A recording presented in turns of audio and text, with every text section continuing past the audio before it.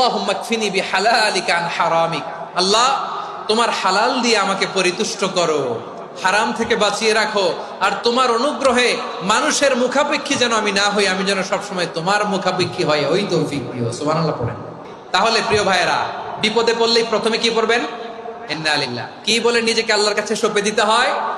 হাসবুনাল্লাহ। চরম বিপদে দেয়ালে পিঠ থেকে গেছে, তখন লা ইলাহা ইল্লা আনতা সুবহানাকা ইন্নী কুনতু মিনাজ জালিমিন। এরপরে লা ইলাহা ইল্লাল্লাহুল আযীমুল হালিম, এই দোয়া। আকস্মিক বিপদ, হঠাৎ যেন কোনো বিপদ আমাকে পেয়ে না বসে, এটার জন্য বিসমিল্লাহিল্লাযী লা ইয়াদুররু মা ইসমিহি শাইউন ফিল আরদি ওয়ালা ফিস সামাই ওয়া হুয়াস সামিউল আলীম। সকালে 3 বার, রাতে 3 বার। আর মারাত্মক টেনশন থেকে বাঁচার জন্য 2 দোয়া, ইয়া হাইয়্যু ইয়া কাইয়্যুম। আর আল্লাহুম্মা ইন্নী আবদুক, এই দোয়া। ঋণ থেকে বাঁচার জন্য 2 দোয়া, আল্লাহুম্মা ইন্নী আউযু বিকা মিনাল হাম্মি ওয়াল হাযান, এটা। আর আল্লাহুম্মা কফিনি বিহালালিকা আন হারামিকা ওয়া আগনিনি বিফাদলিকা আম্মান সিওয়াক।